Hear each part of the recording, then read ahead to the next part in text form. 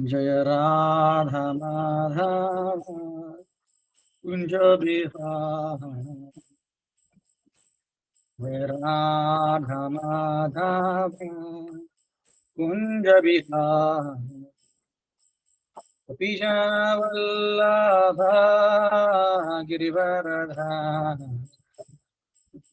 गोपी वल्लभ गिरिवरधारी। यशोदानंदन व्रज जनरंजन। यशोदानंदन व्रज जनरंजन। यशोदानंदन व्रज जनरंजन। यशोदानंदन व्रज जनरंजन।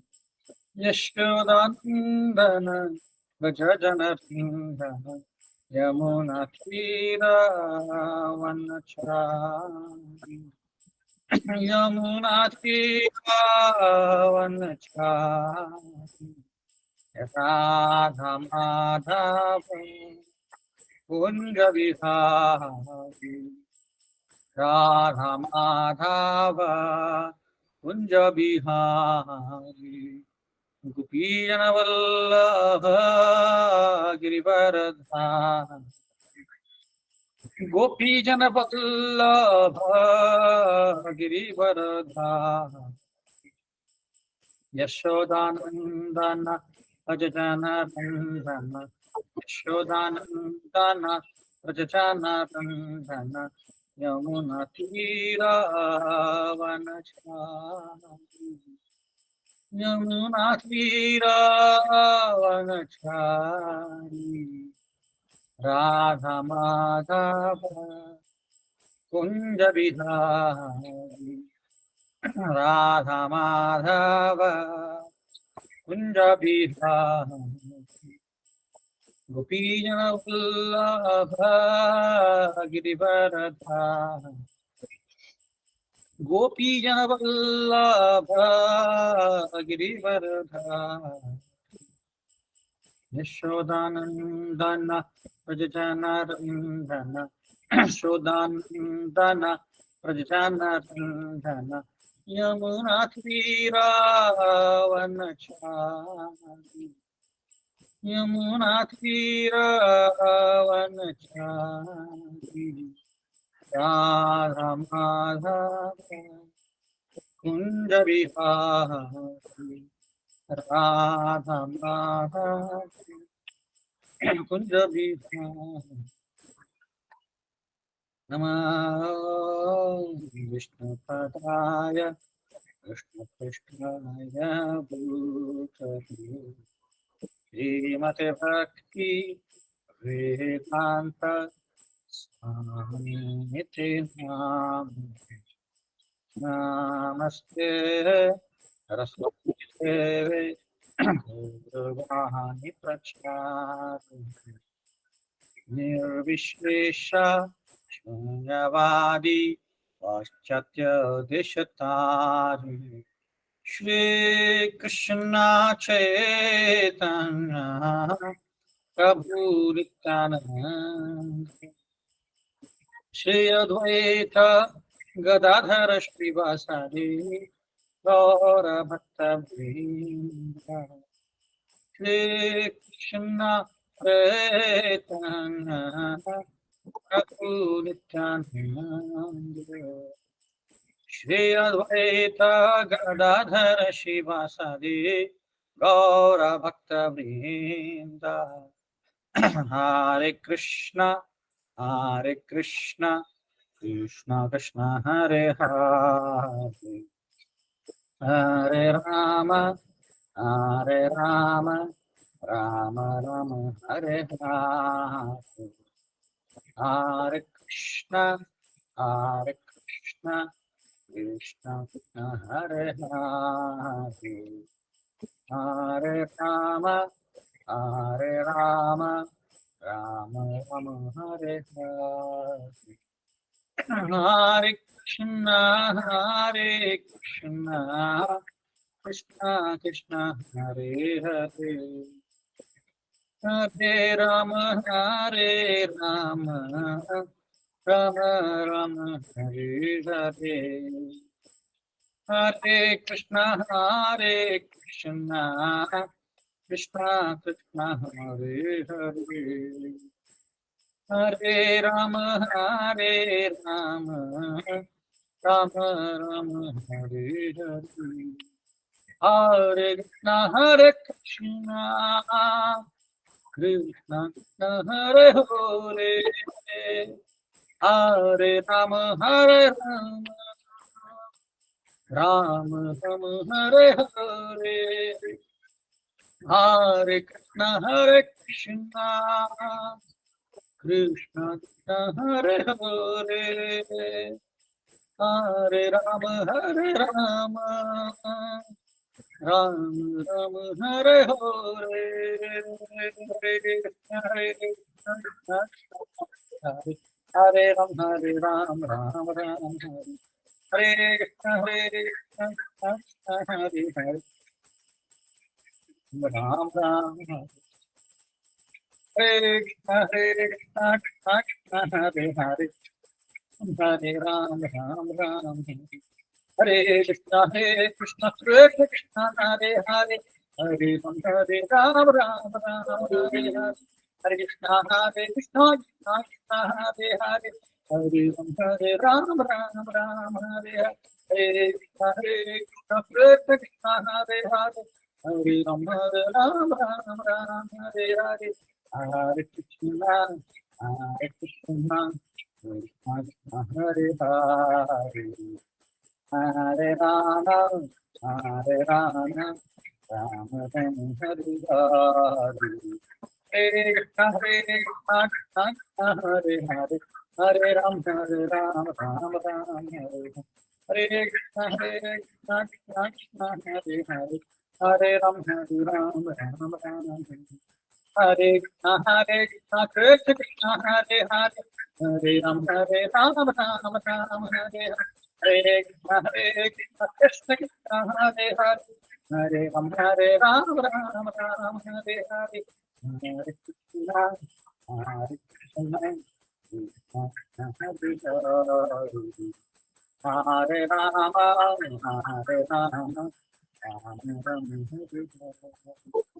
Radha Vrindavan Chandra Radha Vrindavan Chandra Radha Radha Vihari Radha Vihari Radha Radhe Jai Radhe Jai Radhe Jai Shri Radhe Hari Bol Hari Bol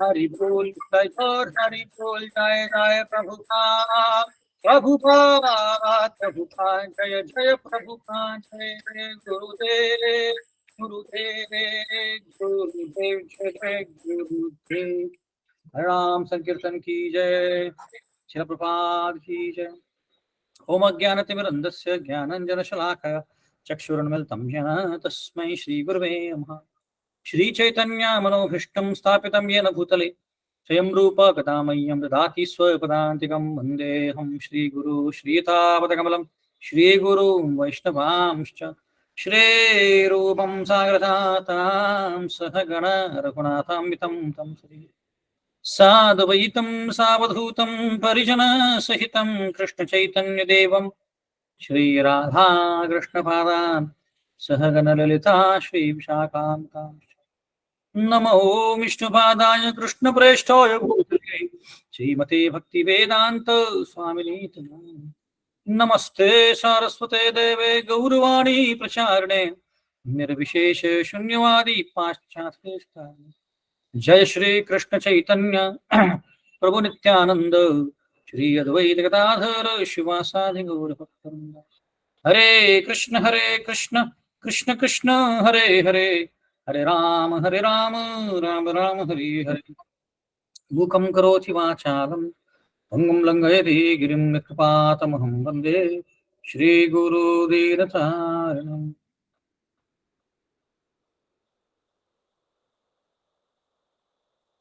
हरे कृष्णा। आप सभी का स्वागत है इस रविवार की भगवगीता कक्षा में। तो हम भगवत गीता की 10वें अध्याय में हैं अभी। तो पहले हम 10वें अध्याय के 11वें श्लोक से 20वें श्लोक तक पढ़ते हैं और उसके बाद फिर चर्चा को आरंभ करेंगे। तो 10वें अध्याय का 11वां श्लोक मैं अपना स्क्रीन शेयर कर रहा हूँ, जिनके पास नहीं है भगवद्गीता।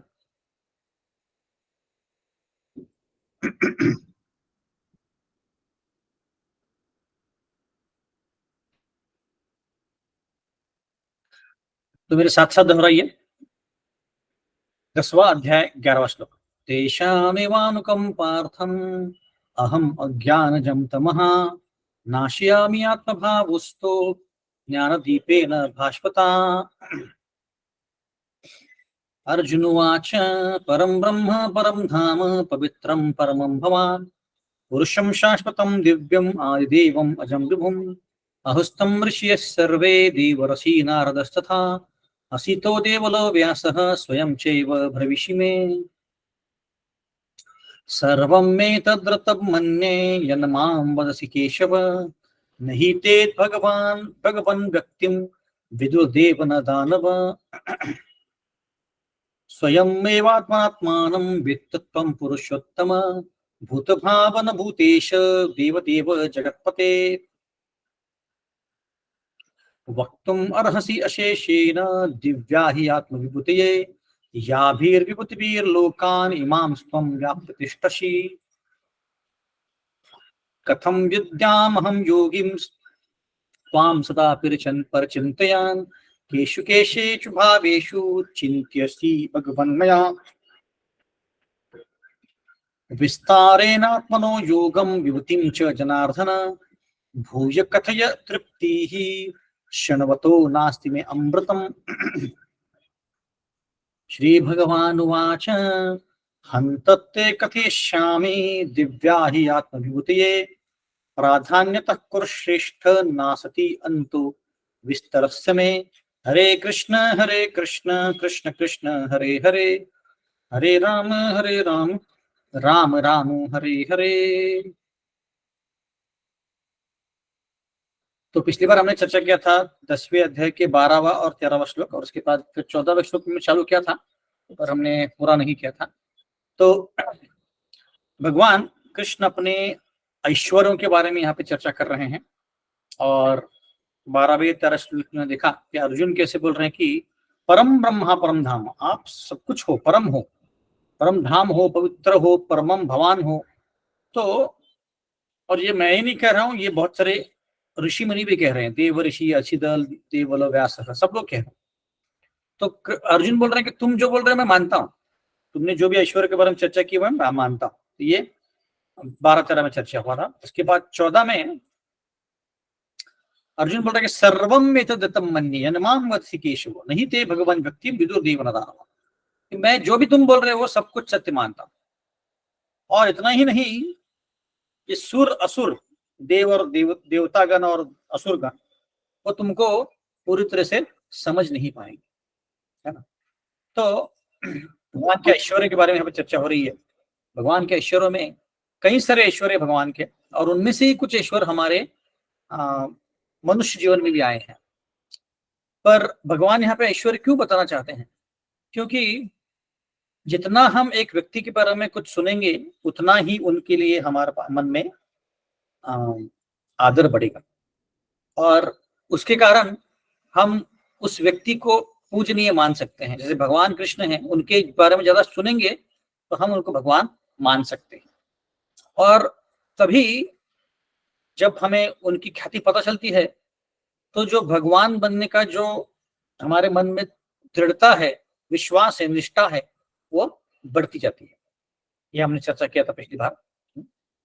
तो आगे हम बढ़ते हैं 15वां और 16वें श्लोक के लिए। तो अभी अर्जुन बता रहे हैं कि कृष्ण तुमने जो भी बोला वो सही है, पर तुमको कोई समझ नहीं पाएगा, है ना। तो पिछली बार हमने चर्चा किया था कि कैसे बहुत सारे लोग भगवद गीता के अलग अलग जो उनके ट्रांसलेशंस हैं उसको पढ़ते हैं और खुद का लगाते हैं। जैसे हमने पिछली बार चर्चा किया था कि वाइस प्रेसिडेंट थे अपने इंडिया के, सर्वपल्ली राधाकृष्णन। तो वो बोलते थे कि आपको जैसे 9वें अध्याय में 34वें श्लोक में भगवान बोल रहे हैं मन मना भो मद भक्तो मध्याय जीवन नमस्कार। तो बोल रहे हैं कि आपको कृष्ण को शरणागत नहीं जाना है, आपको वो जो व्यक्ति है जो जिसका जन्म नहीं हुआ है, जिसका कोई शुरुआत नहीं है, जिसका कोई अंत नहीं है, ऐसी शक्ति को आपको शरणागत जाना है, ना कि कृष्ण को।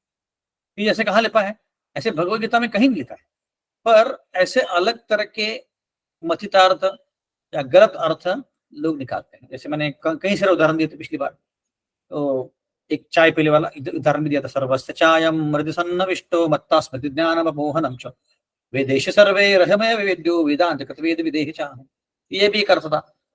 फिर लोग पढ़ते हैं उसको और उसमें से जो भौतिक जीवन में चाहिए वो हेल्प ले लेते हैं। तो ऐसे कई अलग अलग प्रकार के विचारों के द्वारा भगवद गीता को समझने का प्रयत्न करते हैं, जो कि पूरी तरह से सही नहीं। लोगों की असल धारणा क्या होती है कि मैं अच्छा हूं, मैं किसी का बुरा नहीं करता, तो मेरे साथ भी अच्छा होना चाहिए। फिर लोग बोलते हैं कि देखो स्पिरिचुअलिटी मतलब हर एक का श्रद्धा है, जिसको जो लगे वो करना चाहिए उसने। ऐसा नहीं है, क्योंकि जब तक हम सत्य की खोज नहीं कर लेते तब तक कोई भी चीज को सत्य मानना यह गलत है। इसीलिए पहले सत्य की खोज करना चाहिए कि सही में कौन सा सत्य है जो हमें अपने गंतव्य पर लेके जा सकता है। लोग बोलते हैं कि दूसरों का भला करो, दूसरों के बारे में अच्छा सोचो, यही भगवान का नियम है। ऐसा नहीं है। और मैं जैसे बताया था आप लोग पिछली बार, हमने एक एक्सपेरिमेंट किया था कि नॉर्थ दिशा कौन सी है, तो कई लोगों ने अलग अलग दिशा दिखाई थी। इसका मतलब क्या है कि हर एक व्यक्ति का जो देखने का नजरिया है अलग होता है। तो इसलिए हमने क्या करना चाहिए, हमने अपने मनगढ़ंत मनोधर्म को पकड़ना नहीं चाहिए, पर शास्त्र क्या बोलते हैं, साधु संत क्या बोलते हैं, उसके बारे में हमें समझना चाहिए। और भागवतम बोलता भी है कि भौतिकवादी लोगों को हमें तारीफ नहीं करनी चाहिए, क्योंकि वो अपने अच्छे गुण होते ही नहीं। जैसे हमने पिछली बार चर्चा किया था कि कंस में अच्छे गुण नहीं थे, क्योंकि कंस क्या कर रहा था, कंस ने अपनी बहन की शादी करने के बाद उसको लेके जा रहा था, पर जैसे पता चला कि उसकी पेट से ही उसका जो काल है वो जन्म लेने वाला है, उसने उसका बाल पकड़ लिया। और ऐसे बोलते हैं कि क्योंकि कंस ने देवकी के बाल पकड़ लिए और उसको मारने वाला था, कृष्ण ने कंस के बाल पकड़ के उसको घसीटा उसके मृत्यु के पश्चात, और उसके पहले भी उसने बालों का पकड़ के मारा, क्योंकि तुमने मेरी माँ को ऐसे मारा था, मैं भी तुमको ऐसे मारूंगा।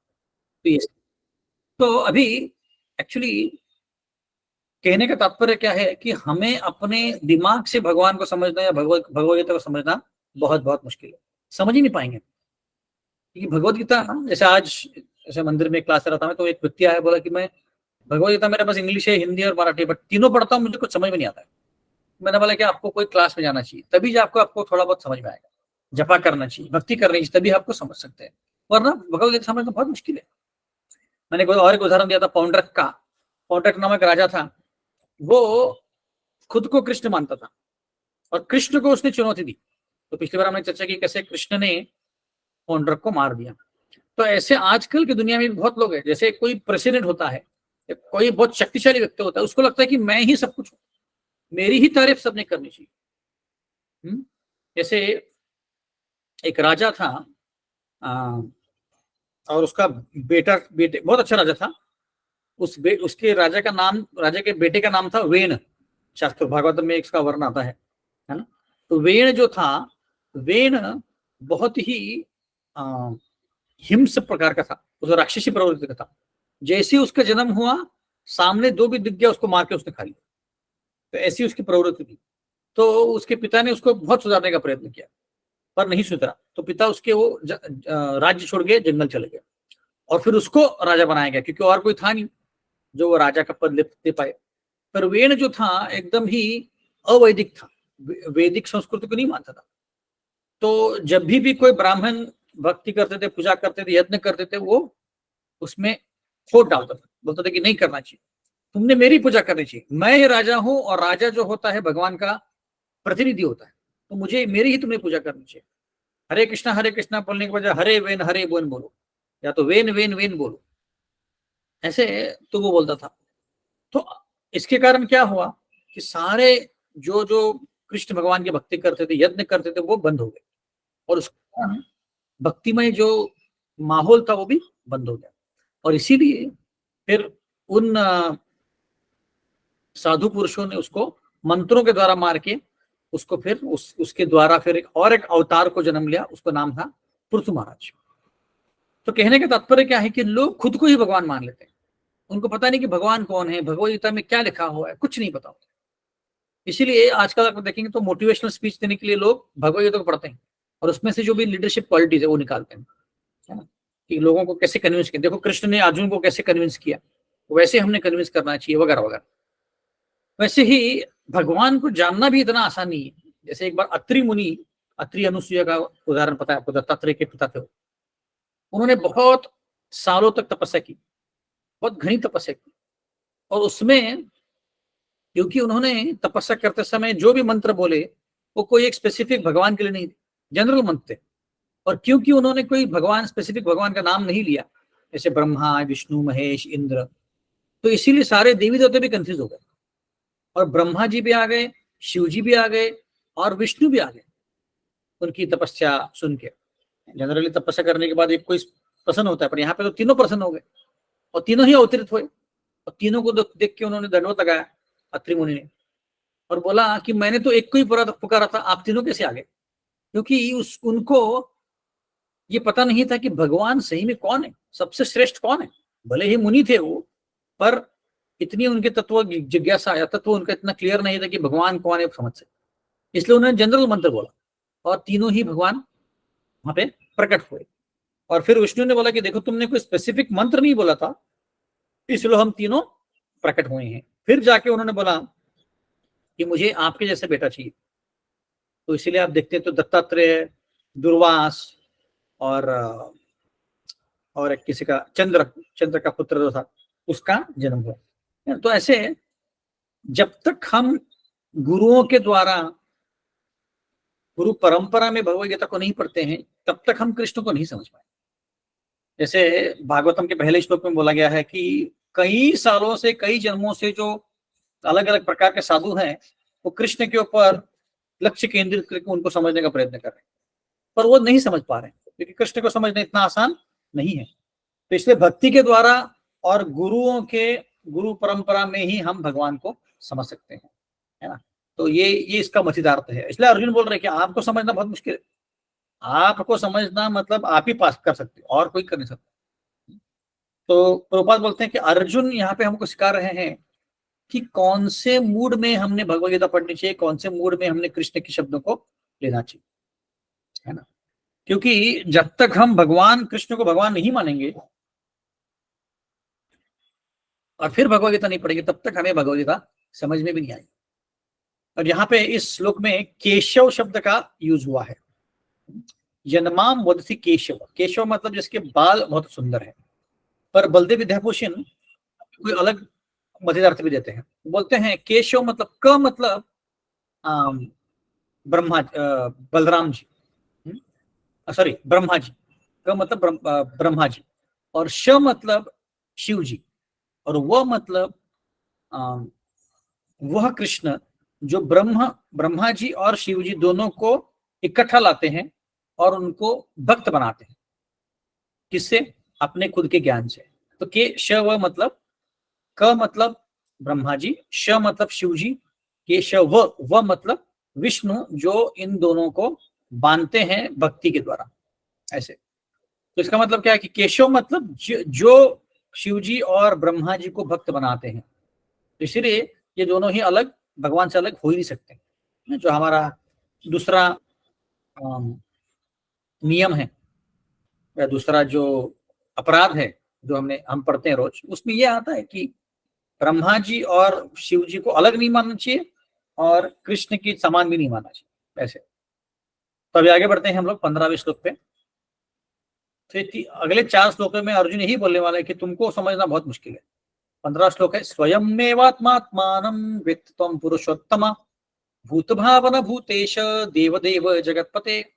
तो अर्जुन यहाँ पे बोल रहे हैं कि आपको देवी देवता या राक्षस गण आपको नहीं समझ पाए, समझ नहीं सकते हैं। ऐसा हमने कितने सारे उदाहरण लिए हैं।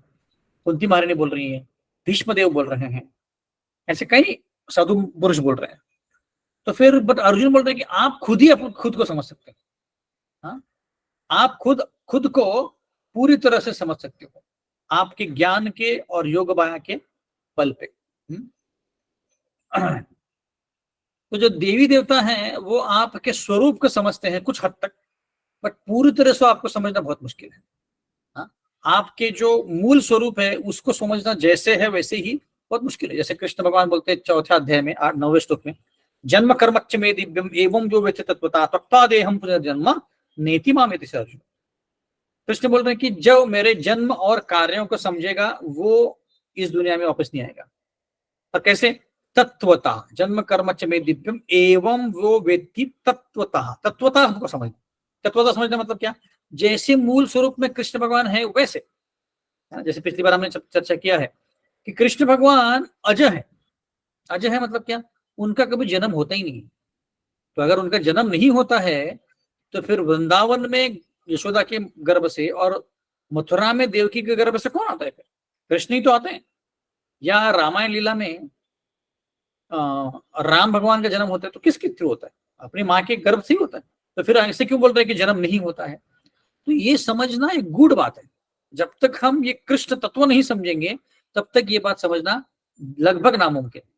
तो ये हमें समझना बहुत जरूरी है कि कृष्ण भगवान में कई सारी विरोधाभास है। जैसे हम तीसरे स्कंद में पढ़ रहे हैं, कृष्ण भगवान में कई सारे विरोधाभास हैं जिनको कोई एक सिर्फ भक्ति समझ सकता है। जो साधारण व्यक्ति होता है उस साधारण व्यक्ति के लिए ये समझना ना के बराबर। वो समझ ही नहीं पाएगा कि कृष्ण ऐसा क्यों करते हैं। कृष्ण माखन खाते हैं, कभी मिट्टी खाते हैं, कभी झूठ बोलते हैं, कभी नहीं बोलते हैं, कभी यशोदा माई से डरते हैं, कभी उनको डांटते हैं। जैसे ये वाला भजन है, मैया मोरी मैं नहीं माखन खायो, री मैया मोरी मैं नहीं माखन खायो। तो उस भजन में आखिर में वो बहुत समझा रहे हैं, कृष्ण अपने मैया को समझा रहे कि मैंने माखन नहीं खाया। और मैया बोल रही कि नहीं तुमने माखन खाया, देखो तुम्हारे मुंह में लगा माखन है ना। तो कृष्ण बोलते ये तो मेरे मित्रों ने मुझे लगा दिया और बोला कि तुम माखन खा रहे हो, मैंने नहीं खाया। तो ऐसे कई अलग अलग तर्क देते हैं। तो आखिरकार जब यशोदा नहीं मानती है तो कृष्ण बोलते हैं कि देखो ये तुम्हारा लाठी ले लो, ये तुम्हारा सामान ले लो, कल से मैं नहीं काय चढ़ जाऊं। हाँ, ये भी करके देख लेते। उससे भी मां मानती नहीं तो फिर गुस्सा हो जाते हैं, बोलते कि मैं तुम्हारा पुत्र हूं ही नहीं, इसीलिए तुम मुझ पे ये आरोप लगा रही कि मैंने तुम्हारा माखन खाया। ऐसे करके यशोदा माई को ही डांट रहे हैं। और आखिरकार यशोदा माई रोती है और बोलती कि हाँ ठीक है तुमने माखन नहीं खाया। तो कहने का तात्पर्य क्या है? यही भगवान की विरोधाभास है लीलाओं में। तो ये एक भक्ति समझ सकता है। अभक्त जो होता है वो बोलते हैं क्या है? एक साइड तुम रो रहे हो, दूसरे साइड यमराज तुमसे डर रहे हैं, एक साइड तुम राक्षसों को मारते हो, दूसरे साइड कम से भागते हो। ऐसे विरोधाभास कैसे? एक कुछ तो कंसिस्टेंसी चाहिए भाई। पर भगवान मतलब भगवान है, वो स्वराट है, वो जो चाहेंगे वो करेंगे। आप जैसे बोले वैसे नहीं करेंगे, जैसे भगवान को चाहिए वैसे ही वो करेंगे। इसलिए तो भगवान स्वराट है ना, इसलिए। तो अगर सुर लोग देवी देवता ही भगवान को नहीं समझ पा रहे हैं तो फिर जो असुर हैं वो तो क्या समझेंगे भगवान? उनको तो समझ नामुमकिन के बराबर है ना। तो इसीलिए भगवान जो है, भगवान कृष्ण को समझना इतना आसान नहीं है। फिर भी हम अपने प्रयत्नों से भक्ति से उनको समझने का प्रयत्न कर सकते हैं। जितना हमें समझ में आए, जितना हम खुद को भक्ति में झोंक देंगे, उतना कृष्ण भगवान हमको खुद का जो ज्ञान है, खुद का जो भक्ति का ज्ञान है वो पूरा हमको उतना देंगे जितना हम झुक पाएंगे। जितना ये यथामाम प्रपद्यन्ते ताम तदैव भजामि हम मम वर्तमानुवर्तन्ते मनुष्य पार्थ सर्वशः। तो कहने का तात्पर्य क्या है कि कृष्ण को समझना मुश्किल है, इसलिए अर्जुन बोल रहे हैं कि कृष्ण आप खुद ही खुद को समझ सकते हो, हमें समझना बहुत मुश्किल है। जैसे अनंत शेष हजारों फन लेके अनादिकाल से कृष्ण भगवान के स्तुति कर रहे हैं, बट वो स्तुति खत्म ही नहीं होती, अभी तक चली रही, कंटिन्यू चल रही, इतनी उनकी स्तुति है। और जब तक कृष्ण भगवान की स्तुतियां हम गाते जाते हैं, दूसरी अलग अलग वो लीला कर लेते हैं। हर कल्प में कृष्ण भगवान की अलग लीला होती है, एक ही लीला नहीं होती है। जैसे रामायण में वर्णन आता है कि जाम्बवन जब हनुमान और अंगद के साथ नहीं, जब पूरी सेना जाती है लंका क्रॉस करने के लिए, जाम्बवन कुछ बंदरों को बोलते हैं कि राम भगवान ने इस बार रूट कोई अलग ले लिया, पिछली बार कोई अलग रूट था। ऐसे क्यों बोले वो? क्योंकि जाम्बवन जो है वो कभी देह त्याग नहीं करते, वो ब्रह्मा जी के कल्प तक रहते हैं। तो ये कल्प भेद है। कल्प भेद है मतलब क्या? पिछले कल्प में राम भगवान ने यही लीला कोई और स्वरूप से की थी, और जाम्बवन बोल रहे कि हाँ इस बार कोई और स्वरूप से की, कोई और रूप पकड़ा उन्होंने।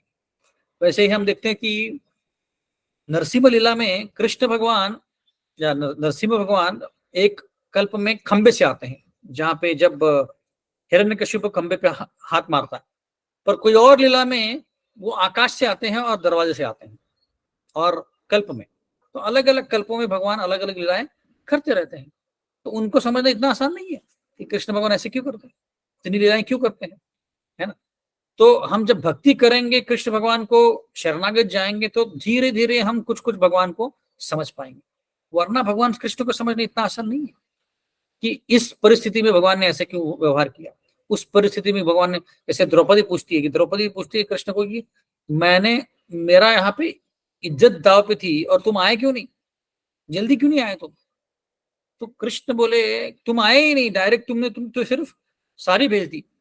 तो कृष्ण भगवान बोले कि मैं एक्चुअली द्वारका में कोई काम में बिजी था। तो कोई पूछ सकता है अरे तो आप बिजी थे, आपके खुद के एक्सपांशन को नहीं बच सकते थे और एक रूप बना के नहीं बच सकते थे? तो ऐसे कृष्ण को समझना ही बहुत मुश्किल है। खुद के जो शुद्ध भक्त हैं द्रौपदी को बचाने के लिए नहीं आ पाए। क्यों नहीं आ पाए? है ना, वो भगवान का गुण भगवान को ही पता है ना?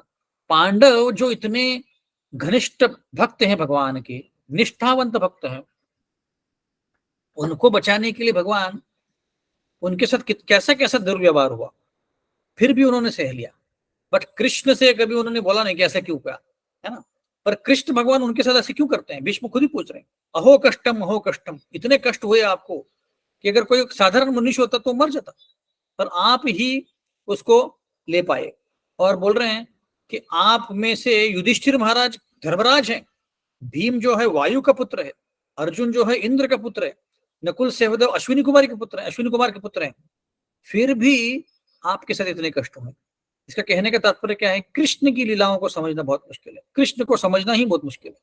इसलिए अर्जुन यहाँ पे बोल रहे हैं कि कृष्ण आप खुद को खुद ही समझ सकते हो। जैसे रिसेंटली कल ही यहाँ पे अर्जुन सकाकर प्रभु करके हैं, अमरिंद प्रभु के भाई, वो आए थे तो वो क्लास में बता रहे थे कि कृष्ण भगवान मूल स्वरूप में घनश्याम रंग के हैं, है ना, काले हैं, नीले काले।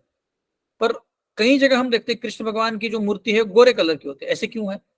क्योंकि कृष्ण भगवान राधा रानी के बारे में सतत चिंतन करते रहते हैं, उनके दिमाग से राधा रानी का विचार जाता ही नहीं। और क्योंकि वो राधा रानी के विचार कर रहे हैं, उनकी कांति, राधा रानी की कांति उनमें आ गई। सिमिलरली हम देखते हैं कि चैतन्य महाप्रभु के रूप में कृष्ण भगवान सुनहरे कलर में है, जिसलिए उनको गौरंगा बोलते हैं, गौर रंग उनका। तो इसमें भी हम देखते हैं कि कृष्ण भगवान का मूल स्वरूप कोई और है, और उनका कलर कुछ और बन जाता है, क्योंकि कृष्ण राधा रानी के बारे में वो सतत चिंतन कर रहे हैं। पर ऐसी राधा रानी को भी वो कभी कभी रासलीला में छोड़ के चले जाते हैं, क्योंकि कभी कभी राधा रानी को लगता है कि अरे कृष्ण को सिर्फ मेरे पास आती है और कोई गोपियां है ही नहीं आते। तो ऐसे कृष्ण को समझना कितना मुश्किल है, बहुत बहुत मुश्किल। कि ऐसा क्यों करते हैं? रासलीला में सारे गोपियों को छोड़ के चले गए, है ना। जब दो यहाँ पे कथाएं हैं, रासलीला में जब गोपियां आती हैं सब कुछ छोड़ के, सब कुछ घर वर त्याग करके रात के समय में, तो सारे गोपियों को कृष्ण बोलते कि तुम चले जाओ, है ना। और वही कृष्ण जब ब्राह्मण पत्नी आती है वृंदावन में उनको प्रसाद देने के लिए, जो गोप हैं उनको भूख लगी है, तो वो ब्राह्मणों के पास आते हैं। ब्राह्मण पूरी तरह से मग्न है यज्ञ करने में, तो इसलिए उनकी तरफ ध्यान भी नहीं देते। तो कृष्ण भगवान को गोप आके बोलते कि हमें तो प्रसाद मिला ही नहीं, आपने बोला था कृष्ण का नाम देंगे तो प्रसाद मिलेगा। तो कृष्ण बोलते कि आप काम करो, आप ब्राह्मण पत्नियों के पास जाओ, वो जरूर हमको प्रसाद देंगे। तो जैसे ही गोप जाते हैं और बोलते कि कृष्ण और बलराम भूखे हैं, प्लीज हमें प्रसाद दीजिए। तो वो गोपियां या ब्राह्मण पत्नियां दौड़े दौड़े आती हैं सारा प्रसाद लेके। उनको उनके पति रोकते हैं, बोले कि अरे यज्ञ के लिए प्रसाद है, क्यों लेके जा रहे हो? फिर भी वो मानती नहीं, पूरा प्रसाद लेके आ जाती और कृष्ण और सारे गोप खा लेते हैं। पर फिर तब भी वो भी वहां पे रुकी हैं और कृष्ण उनको बोलते कि आपके घर में पति अकेले हैं तो आप चले जाइए। और यही प्रश्न, यही जो वाक्य है वो गोपियों के भी बोलते हैं रासलीला की स्थली में, कि आप भी घर पे चले जाओ, क्योंकि आपके घर में आप ऐसे रात के समय पर पुरुष के मिलने के लिए जंगल में आना अच्छा नहीं, तो आप छोड़ के चले जाओ। पर ब्राह्मण पत्नी वहां से निकल जाती है, उनको लगता है कि कृष्ण भगवान की इच्छा है कि हम ना रहे यहाँ पे। पर वही जो गोपियां हैं वो गोपियां जाती नहीं, गोपियां वहीं पर रुकती। भले ही कृष्ण बोल रहे कि तो आप जाओ, फिर भी नहीं जा रही। क्यों? क्योंकि कृष्ण की मन की इच्छा वो जानती है।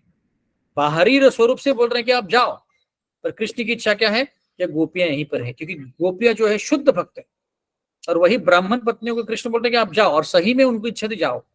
तो ऐसे कृष्ण की इच्छाओं को समझना, कृष्ण क्या बोल रहे हैं, क्यों बोल रहे हैं, समझना बहुत मुश्किल है। गोपियों को, नंद महाराज को, यशोदा को समझना इतना मुश्किल, तो हमारी क्या गति है ना? इसलिए अर्जुन बोल रहे कि आपको समझना इतना आसान। कृष्ण को क्या, वैष्णवों को, शुद्ध भक्त जैसे प्रभुपाद थे, उनको समझना ही बहुत मुश्किल।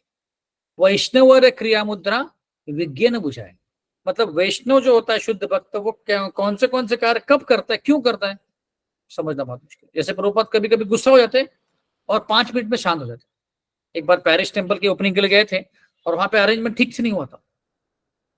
फल मंगाए थे तो उन्होंने फल लाए और उसका कट करके फ्रूट सैलेड बनाए, और शिला प्रभुपाद को तो फल चाहिए थे यज्ञ करने के लिए, तो उनको फल मिले ही नहीं। तो ऐसे कई सारे गड़बड़ियां की उन्होंने, क्योंकि वो पहली बार कर रहे थे सब कुछ। तो प्रभुपाद बहुत गुस्सा हुए और फिर वो प्रसाद लेने के लिए कहीं और कोई और कमरे में चले गए, तो वो प्रसाद जो लाए थे वो भी कहीं गिर गया। ऐसा बहुत कुछ प्रॉब्लम्स हुए। पर जब वो प्रेसिडेंट थे, गए और बोले कि Prabhupada we are really sorry, हमने इतना सारा गड़बड़ी कर दिया, मुझे बहुत शर्म आ रही है आपके सामने आने के लिए वगैरह। तो तब तक प्रभुपाद एकदम शांत हो गए थे, उनका गुस्सा एकदम से ठंडा हो गया था।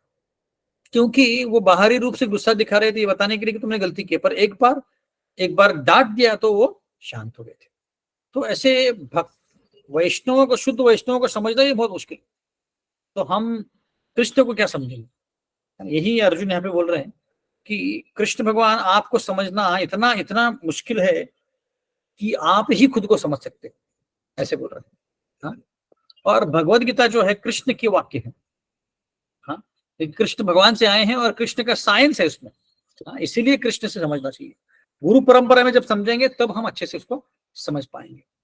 इसीलिए हमने भगवत गीता या और कोई भी ग्रंथ जो है या उसका प्रवचन कोई भी चैनल से या यूट्यूब से या व्हाट्सएप में हमने नहीं पढ़ना चाहिए, क्योंकि ये हमारा परंपरा हमको पता नहीं। जो ऑथराइज लोग हैं उनसे ही हमने इसको पढ़ना चाहिए। तो कृष्ण को समझना 3 अलग अलग स्तरों में समझ सकते हैं। भागवत में वर्णन आता है, वदंती तत्वदस तत्वम ज्ञानम अव्ययम ब्रह्मेति परमात्मेति भगवान इति शब्दति।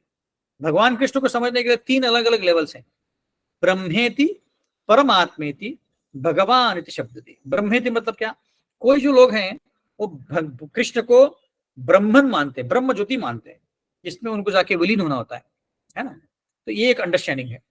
दूसरा अंडरस्टैंडिंग है कि परमात्मा रूप में भगवान है, तो वैसे समझना है। और तीसरा अंडरस्टैंडिंग है कि भगवान मूल स्वरूप में गोलोक में, वैकुंठ में जिस जिस जो एक रूप में है उसको समझना।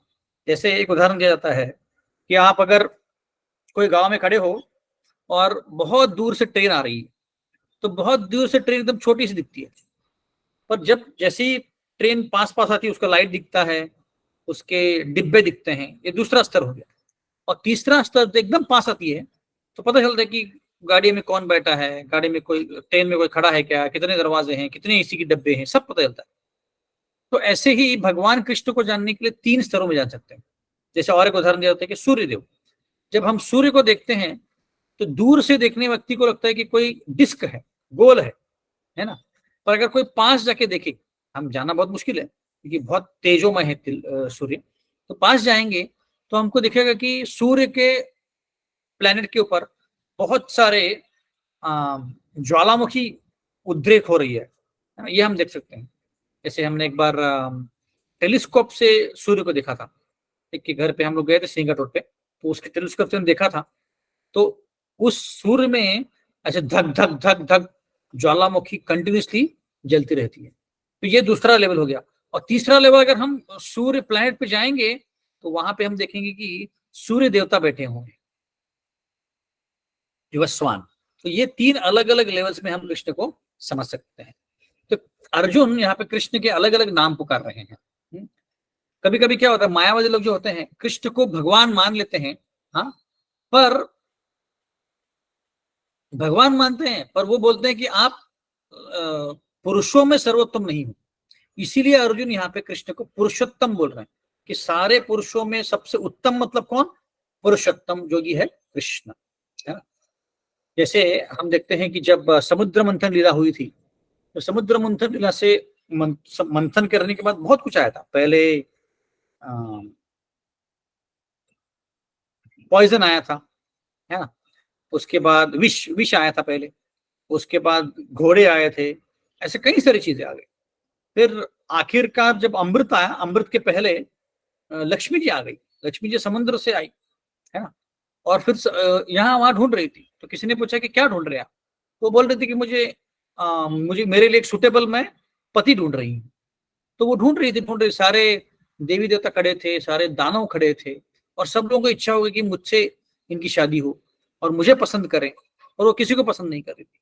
अलग अलग कारण दे रही थी कि हाँ ये तो इंद्र है पर इसके पास पूरा शक्ति नहीं है, ये भी कभी कभी दानवों से डरता है, हाँ ये भी ब्रह्मा है, ये है वो है, सब में कुछ न कुछ तो खोट दिखी। और जब उन्होंने विष्णु को देखा तब उन्होंने तुरंत ही डिसाइड कर लिया कि इनसे मुझे शादी करनी है, क्योंकि इनमें कोई खोट है ही नहीं। इसलिए उनको कृष्ण भगवान को बोला है पुरुषोत्तम, मतलब सारे पुरुषों में उत्तम व्यक्ति उसको बोलते पुरुषोत्तम। इसलिए अर्जुन यहाँ पे बोल रहे हैं पुरुषोत्तम। अब अगर देखेंगे वेत्तम पुरुषोत्तम, पुरुषोत्तम मतलब सारे लोगों में वो सबसे ग्रेटेस्ट है, ऐसे। फिर और एक लीला आती है, कृष्ण भगवान जब कंस के दरबार में गए थे, तो उस दरबार में कई सारे लोग बैठे थे। एक तो कंस के निकटतर लोग थे, उसके राक्षसी प्रवृत्ति के लोग, चाणूर मिष्ट के लोग, कंस खुद था। फिर कई वृंदावन वासी थे, कई मथुरा वासी थे, कई साधु थे, कई मायावादी थे। तो हर एक अलग अलग लोगों को कृष्ण भगवान अलग दिख रहे थे। जैसे कंस को और चाणूर मुष्टिक को वो वज्र की तरह दिख रहे थे, वज्र मतलब मृत्यु का, चाणूर मुष्टिक को वज्र दिख रहे थे, और कंस को यमराज दिख रहे थे। जो लेडीज थी, मथुरा की लेडीज, उनके लिए सुंदर कामदेव दिख रहे थे।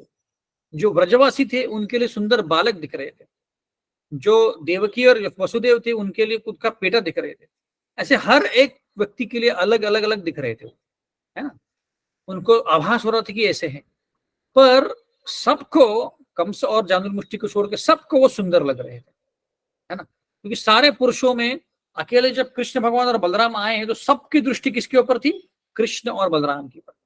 और जब चांदूर मुष्टिक उनसे लड़ाई करने गए तो सबने हाय हाय हाय बोला। बोला क्यों?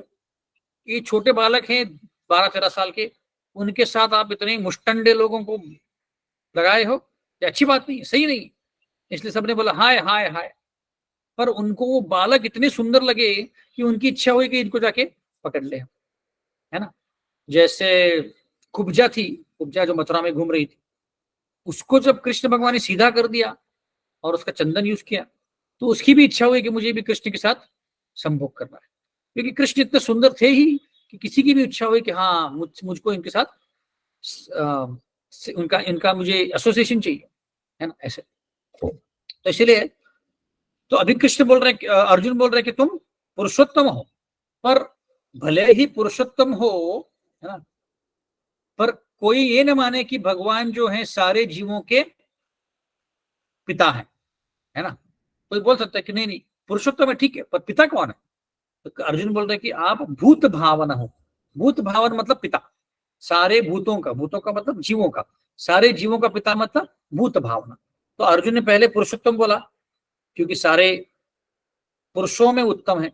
दूसरा भूत भावना बोल रहे क्योंकि पुरुषोत्तम तो होंगे पर पुरुषोत्तम हो, पर सारे जीवों के भगवान है क्या, पिता है क्या? हाँ, इसलिए अर्जुन बोल रहे भूत भावना, है ना, ऐसे। फिर कोई बोल सकता है कि ठीक है, सबके वो पिता हैं, हाँ, पर फिर भी वो उच्चतम नियंत्रक है क्या, है ना? मैं पिता हूं, मैं पुरुषोत्तम हूं, पर सबके नियंत्रक है क्या वो? तो कृष्ण अर्जुन बोल रहे हैं हाँ, वो सबके नियंत्रक हैं, इसीलिए उनको बोला गया है, यहाँ पे क्या शब्द यूज किया है, भूतेश। भूतेश मतलब क्या? भूतेश मतलब सबके कंट्रोलर, भगवान, है ना, ऐसे, इसलिए उनका शब्द यूज किया है भूतेश। तो हमने 3 शब्दों का उपयोग किया अर्जुन ने, देखिए अब तक, पुरुषोत्तम, सारे पुरुषों में उत्तम, दूसरा भूत भावना मतलब सबके पिता, और भूतेश, भूतेश मतलब सबके कंट्रोलर, सबके भगवान, उच्चतम नियंत्रक। और कोई उच्चतम, ये तीनों चीजें मानता है, कोई बोलता है कि पुरुषोत्तम भी है, सबके पिता भी हैं, उच्चतम नियंत्रक भी हैं, पर सारे देवी देवता के भगवान है क्या वो? हाँ, अर्जुन बोल रहे हाँ, सारे देवी देवता के भगवान भी हैं, इसलिए उनको देव देव बोला गया है। सारे देवी देवताओं के वो वर्शिपेबल भगवान है, उनको सारे देवी देवता भगवान को उपासना करते हैं, ऐसे। हाँ, जैसे हम देखते हैं कि ब्रह्मा जी, शिव जी और देवी देवता जब भी कोई कष्ट आते हैं, जैसे हिरण्यकश्यप के केस में हुआ था, रावण के केस में हुआ था, सब लोग मिलके क्षीर सागर में जाते हैं, और क्षीर सागर में जाके वहां पे विष्णु को पुकारते हैं। जब भी उनको कठिनाई आती है वो विष्णु के पास जाते हैं। इससे हम समझ सकते हैं कि वो देव देव हैं, सारे देवी देवताओं के भगवान हैं, ऐसे। और दूसरा मतलब गर्भोदक्षय विष्णु और कारणोदक्षय विष्णु दोनों मिला के सारे सृष्टि को निर्माण करते हैं, है ना। सारे सृष्टि, सारे कारणोदक्षय विष्णु के छिद्रों से, शरीर के छिद्रों से पूरी सृष्टि का निर्माण होता है, और गर्भोदक्षय विष्णु के पेट से ब्रह्मा जी निकलते हैं। तो ये दोनों जो हैं सारे देवी देवताओं के, सारे ब्रह्मांड के नियंत्रक भी हैं और भगवान भी हैं, ऐसे, है ना। अब 4 शब्दों का यूज हुआ है, अब आखिर शब्द यूज करते हैं, देखो अर्जुन। पहले उन्होंने बोला कि आप पुरुषोत्तम हो, सारे पुरुषों में उत्तम, फिर भूत भावन हो मतलब सारे भूतों के भगवान पिता हो, फिर तीसरा यूज किया भूतेश, सारे सबके आप उच्चतम नियंत्रक हो, फिर चौथा यूज किया देव देव, सारे देवी देवताओं के भगवान हो। अभी यूज कर रहे हैं उच्चतम मालिक। ठीक है, सब कुछ है, पर मालिक कौन है? जैसे कोई कंपनी है, अब कंपनी में नियंत्रक हो सकता है, पिता हो सकता है, सब कुछ हो सकता है, पर मालिक कौन है ये ज्यादा इंपॉर्टेंट है, क्योंकि प्रॉफिट कहां पर जाता है? प्रॉफिट जाता है मालिक के पास, प्रोप्राइटर के पास। तो कोई पूछ सकता है कि सब कुछ ठीक है, पर मालिक कौन है बताओ? तो अर्जुन बोल रहे नहीं नहीं नहीं, ये सब कुछ भगवान कृष्ण ही है, और ओरिजिनल मालिक, उच्चतम मालिक भी कृष्ण भगवान ही है। Original proprietor it is Krishna only, that's why he is called as Jagatpati. सारे जगत का जो पति है या मालिक है वो भी कृष्ण ही है। तो आप देखते हैं, तो इस श्लोक में भगवान कृष्ण के 5 नाम आए हुए हैं, पुरुषोत्तम, भूतेश, भूत भावन, देवदेव और जगतपति, है ना। तो इसकी कृष्ण अर्जुन कितने मुंह खोल के पूरी तरह से तारीफ कर रहे कृष्ण की, क्या पुरुषोत्तम भी हो, भूतेश हो, भूत भावना हो, देव देव हो, और आप जगतपति भी हो। जैसे जगन्नाथ जी को भी जगतपति बोलते हैं, क्योंकि जगन्नाथ मतलब सारे जग का नाथ, है ना, ऐसे। तो अर्जुन यहाँ पे बोलने का प्रयत्न कर रहे हैं कि आप खुद अपनी शक्ति से खुद को समझ सकते हैं, आपको और कोई समझना नामुमकिन ही है। अब अगले अगले इसमें श्लोक पे चलते हैं, 16वें और 17वें में। 16 17 लगभग सेम है, पर कंप्लीटली सेम नहीं है, पर वही मैसेज आ रहा है इसमें। तो अभी कृष्ण भगवान के ऐश्वर्य के बारे में चर्चा हो रही है, तो अर्जुन अभी बोलने वाले हैं कि आपके सारे ऐश्वर्यों के बारे में हमें बताइए, है ना। क्यों बोल रहे हैं ऐसे, जैसे हमने चर्चा किया था, ताकि हम समझ सके कृष्ण भगवान कौन है। और दूसरा एक कारण जो अभी हम चर्चा करने वाले हैं, तो इसके पहले कृष्ण भगवान ने 7वें और 9वें अध्याय में ऐश्वर्य के बारे में चर्चा किया था, और हमने ये भी चर्चा किया था कि उसको सुनना क्यों चाहिए, क्योंकि जितना ज्यादा सुनेंगे उतना ज्यादा हमें कृष्ण भगवान के लिए प्रेम उत्पन्न होगा, है ना। ये हमने चर्चा किया था। तो अभी और हमें ये भी पता चलेगा कि कृष्ण भगवान कितने महान हैं, और भगवान कृष्ण को उपासना करने के लिए अलग अलग गतिविधियां होती हैं, या इस जीवन में भी हम देखते हैं या दुनिया में भी देखते हैं कि लोग अलग अलग तरह से अलग अलग चीजों का उपासना करते हैं, है ना। वेदों में भी अलग अलग वर्णित है, जैसे तुलसी की उपासना करना, गाय की उपासना करना, एक अश्वत्थ पेड़ की उपासना करना, या शास्त्र बोलते हैं कि 4 पुरुषार्थ होते हैं उसके लिए भगवान की भक्ति करना, जैसे धर्म अर्थ काम मोक्ष, है ना, इसकी उपासना की जाती है। पर इन सब में भक्ति सबसे ज्यादा टॉप मोस्ट है। हाँ? इन सारे नियमों में सारे सारे जो रूल्स हैं उसमें भक्ति टॉप मोस्ट है। हाँ? क्योंकि भक्ति से ही हम आगे बढ़ सकते हैं, जो इस अध्याय में हमें पता चल रहा है। जैसे कृष्ण भगवान 8वें अध्याय में बोलते हैं कि अंत काल च मामे स्वर्ण मुक्त्वा कलेवरम, बोलते कि मुझे जब तुम याद करोगे मरने के समय तब मुझे पाओगे। तो वैसे वो कैसे हम रिमेम्बर कर सकते हैं, भगवान को स्मरण कैसे कर सकते हैं, है ना। तो क्योंकि शास्त्रों का विधि क्या है, शास्त्र बोलते हैं कि स्मर्तव्य सततम विष्णु विस्मर्थ्यो न जातु सर्व विधि निषेध शूरेतायार विकिंकर। सारे वेदों का सार एक ही है, कृष्ण को याद करो, कृष्ण को मत भूलो। तो अगर हमें कृष्ण को याद करना है तो क्या करना पड़ेगा, 8वें अध्याय में हमने चर्चा किया था इसको। कृष्ण भगवान को अगर याद करना है तो हमें अच्छे से भगवान के बारे में सुनना पड़ेगा, अच्छे से हमारा जपा करना पड़ेगा, तब जाके हमें कुछ भगवान के बारे में याद रहेगा। हाँ? तो और ये सुनना भी सही स्रोत से सुनना पड़ेगा, सही जगह से सुनना पड़ेगा, जो हमें सही इंफॉर्मेशन देता है, जो परंपरा में है, तभी हम उसको समझ पाएंगे। नहीं तो अगर हम कोई सहजिया व्यक्ति से सुने, सहजिया मतलब क्या, सहजिया मतलब जो ये जो विधि है, भक्ति विधि, उसको बहुत चीपली लेता है। जैसे एक उदाहरण था, शिला प्रभुपाद का एक शिष्य था, वो एक दिन वृंदावन में कोई बाबा जी के पास गए, और बाबा जी से लौट के वो ऐसे मोर के जैसे प्रैक्टिस कर रहे थे, जैसे मोर चलता है, मोर उड़ता है, ऐसे प्रैक्टिस कर रहे थे। तो दूसरे शिष्यों ने देखा और बोला कि क्या कर रहे हो। तो जाके शिला प्रभुपाद को बोला कि प्रभुपाद ये शिष्य जो है आपका मोर की प्रैक्टिस कर रहे हैं। तो उसको बुला लिया प्रभुपाद ने, बोला कि क्या हो गया तुमको, ऐसे क्यों कर रहे हो। तो उसने बोला कि प्रभुपाद मैं इस बाबा जी के पास गया था, और उस बाबा जी ने बोला कि आपको जो भी आपका स्वरूप है वैकुंठ में या गोलोक में, उस स्वरूप का आपको प्रैक्टिस करना पड़ेगा, और जब आप प्रैक्टिस में परफेक्ट हो जाओगे तब वहीं के आप वहीं वहां चले जाओगे।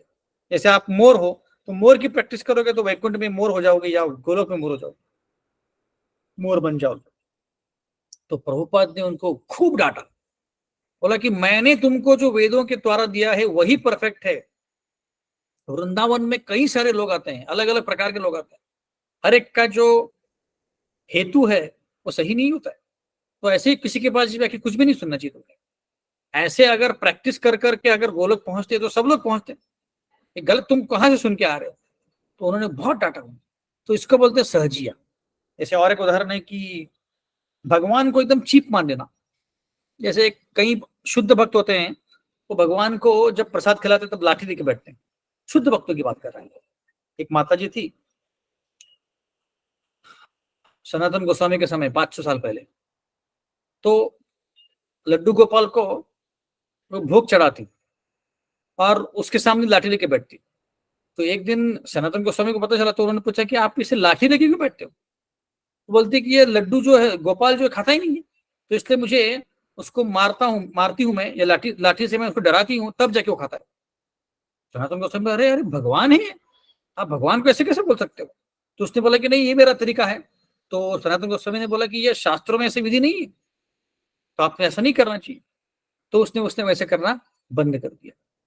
और दूसरे ही दिन सनातन गोस्वामी के सपने में लड्डू गोपाल आया, बोले तुमने इसको क्यों डांटा, मुझे उसका डांटना बहुत पसंद है, क्यों डांट रहे हो तुम मुझे, क्यों डांट रहे हो तुम उसको, है ना। तो ये जो भाव है, ये मूल स्वरूप में रागानुगा भाव है। रागानुगा मतलब मन से आया हुआ भाव है, उसमें कोई दोष नहीं है। पर ऐसे खुद को शुद्ध भक्त समझ लेना और उस भक्ति का नाटक करना, ये सहजिया भाव है ना, ये सहजिया भाव है। जैसे एक माता जी थी इस्कॉन में, तो एक ब्रह्मचारी जब गए थे उनके घर पे, तो अपने लड्डू गोपाल को लेके सब जगह घूमती थी वो। पहले किचन में रखा कुकिंग करते समय, फिर उनको बेडरूम में रखा, फिर डाइनिंग टेबल पे रखा, फिर अल्टर में रखा, ऐसे फिर बालकनी में लेके गए। तो ये ब्रह्मचारी ने पूछा कि आप ऐसे उनको घुमा क्यों रहे हो?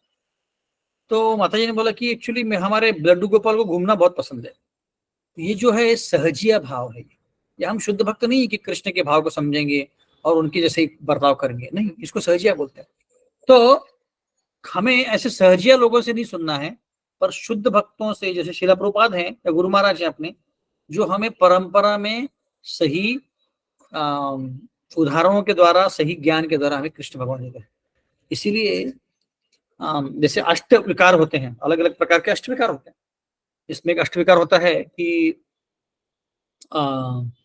आंखों से अश्रु आना, या जमीन पर लोटपोट होना, या शरीर से कंपन होना, या रोना। ऐसे अलग प्रकार के अष्ट विकार होते हैं, 8 विकार होते हैं। पर कोई कोई लोग क्या करते हैं, ड्रामा करते हैं, अरे रोना आता है, या ऐसे ऐसे कंपन हो रहा है, लोटपोट होना। तो ये जो विकार है, ये ड्रामाबाजी नहीं, ये मूल स्वरूप में अगर विकार आ रहा है, भक्ति है, तभी वो करना सही है। तो इसीलिए जो शुद्ध भक्त होता है विकारों को दिखाता ही नहीं, वो क्या करता है, वो छुपा देता है। क्यों छुपाता है? क्योंकि उसको पता है कि सामान्य व्यक्ति के सामने ये ऐसे जो अष्ट विकार है दिखाने नहीं चाहिए, ताकि लोग क्या करेंगे, ले तो उसको गलत समझ लेंगे, इसीलिए, है ना। तो इसीलिए हमें सहजिया लोगों से नहीं सुनना है, या मायावादियों से भी नहीं सुनना है। मायावादी होते हैं जो बोलते हैं कि कृष्ण को पाना, कृष्ण को पूजा करना एक सिर्फ जरिया है, उसके बाद एनीवेज आप जाके ब्रह्मन में विलीन होने वाले। ये सहजिया टेंडेंसी। या तो बोलते हैं कि कृष्ण को स्वरूप ही नहीं है, कृष्ण निराकार है, ये सब कुछ क्या है, कृष्ण, ये मायावादियों का खेल है। तो उसमें हमें नहीं फंसना है। हमें क्या करना है, हमें शुद्ध भक्तों से, शिला प्रभुपाद जैसे भक्तों से वाणी सुननी चाहिए, जिससे हम जो सही ज्ञान है वही हमको मिलेगा। नहीं तो अगर ऐसे गड़बड़ में फंस जाएंगे तो हमारी भक्ति पहले गड़बड़ है, उसके आगे हम वापस गड़बड़ हो जाएगा। और कृष्ण भावना मत मतलब गहराई में जाना है, सुपरफिशियल चीजें नहीं देखनी, जैसे तिलक कैसे पहनते हैं, कपड़े कैसे पहनते हैं, साड़ी कैसे पहनते हैं, जी इसमें हमको नहीं घुसना है। हमको गहराई में जाना है कि हम वाकई ही हरिनाम की शरणागति ले रहे हैं क्या, हम वाकई ही लेक्चर्स या बुक्स सिंसियरली सुन रहे हैं, पढ़ रहे हैं क्या, हम वाकई में ध्यान देके सारे नियमों का पालन कर रहे हैं क्या। तो ये हमें गहराई में सोचना है। जैसे जो 6 गोस्वामी थे, 6 गोस्वामी, रूप गोस्वामी, सनातन गोस्वामी, रघुनाथ गोस्वामी, रघुनाथ दास गोस्वामी, रघुनाथ भट्ट गोस्वामी, जीव गोस्वामी और गोपाल भट्ट गोस्वामी, ये हमेशा कृष्ण भावना में रत रहते थे, पूरी तरह से एब्जॉर्ब रहते थे। जैसे कृष्ण भगवान ने बोला है 9वें अध्याय में और 18वें अध्याय में, मन मना भो मद भक्तो मद्याजी माम नमस्कुरु, कि मुझ में तुम्हारा मन लगाओ, है ना। तो एक भक्त होता है जो ऑफिशियल भक्त होता है, मतलब क्या, वो सिर्फ भक्ति करने के लिए कर रहा है, सुपरफिशियल भक्ति कर रहा है। जब तो ऊपरी तौर से देखेंगे, तिलक पहनता है, शिखा पहनता है, कपड़े धोती कुर्ता पहनता है, मंदिर में रोज आता है, वो जपा अच्छे से कर रहा है क्या? नहीं। भागवतम पढ़ रहा है क्या रोज? नहीं। भगवद गीता पढ़ रहा है क्या? नहीं। क्लास अच्छे से सुन रहा है क्या? नहीं। कई सारे हम भक्तों को देखते हैं, अब उनके हम निंदा नहीं कर रहे हैं, पर हमें ऐसा नहीं करना है। रोज मंगलारती में आएंगे, सब कुछ करेंगे, पर जपा के समय इधर उधर घूमेंगे, गप्पे गपशप लगाएंगे और गप्पे मारते मारते जपा करेंगे, उससे प्रगति नहीं होगी। इसको बोलते हैं सुपरफिशियल ड्यूटी। ऐसे कई सालों तो भक्ति करोगे फिर भी गाड़ी आगे नहीं बढ़ी। पर जो भक्त सही में रोज आता है या अच्छे से जपा करता है, 2 घंटा पूरी तरह से शांत चित्त से मन को इधर उधर जाते बिना भक्त जपा करता है, सारा जो प्रोग्राम है, जो प्रभुपाद ने बोला है कि आपको क्लास सुनना है, भगवदगीता पढ़ना है, भागवतम पढ़ना है, ये सिंसियरली करता है, सारे नियमों का पालन करता है, वही उसी की प्रगति ज्यादा अच्छी से होने वाली है ना। तो ये हमें ध्यान में रखना बहुत जरूरी है। तो शरणागत होना मतलब क्या? शरणागत मतलब पूरी तरह से कृष्ण का हो जाना। जैसे कोई प्राणी होता है ना, जैसे मार्केट में कोई बकरा वकरा होता है, उसको बकरे को हो या गाय को बेच देते हैं। तो जब वो बेच देते हैं तो वो प्राणी नए ओनर का हो जाता है। तो जो ओनर बोलेगा वैसे ही करते, वो ना कू नहीं करते, हाँ ना कुछ नहीं करते, जैसे ओनर बोलेगा वैसे करेंगे। वैसे ही हम भगवान के दास हैं, भगवान जो भी बोलेंगे हमें करना है। जैसे प्रहलाद महाराज थे, माधवेंद्र पुरी थे, जो भी कृष्ण बोलेंगे वो करते थे। माधवेंद्र पुरी को तो कृष्ण भगवान ने वृंदावन से जगन्नाथपुरी भेजा, देखिए हजारों किलोमीटर। क्यों? चंदन लाने के लिए। और माधवेंद्रपुर ने एक बार भी नहीं बोला अरे मुझे क्यों पकड़ा है, किसी और को पकड़ो, नहीं। वो चलता, और तब ऐसा भी नहीं था कि आप फ्लाइट से जाओ या ट्रेन से जाओ, नहीं, तब चल के जाना पड़ता था, घोड़ा गाड़ी में नहीं था। तो चल के गए वो वृंदावन से जगन्नाथपुरी, और वहां से वो चंदन लेके आए। तो ऐसे जो भी कृष्ण भगवान बोलेंगे वो करने की तैयारी होनी चाहिए। ये है मूल स्वरूप, कृष्ण को समझना और कृष्ण की इच्छा को पालन करना। तो इसलिए एब्जॉर्प्शन है ना, एब्जॉर्प्शन को क्या बोलते हैं हिंदी में,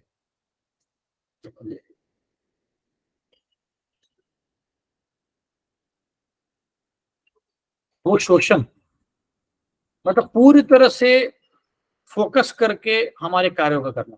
जैसे प्रसाद ले रहे तो पूरी तरह से फोकस करके ले, अगर हम लेक्चर सुन रहे हैं तो पूरी तरह से लक्ष्य केंद्रित करके करें, भगवत गीता पढ़ रहे हैं पूरी तरह से फोकस करके पढ़े, इसको बोलते हैं एब्जॉर्प्शन, है ना। जैसे कोई, आपको मैंने कई उदाहरण दिए थे पहले।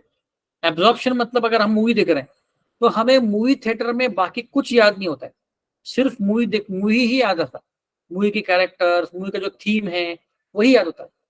मैं ये नहीं बोल रहा कि आपको मूवी देखना है, पर जनरली जो लोग मूवी देखते हैं उनको पता होता है कि पूरी तरह से एब्जॉर्ब्ड है वो, है ना।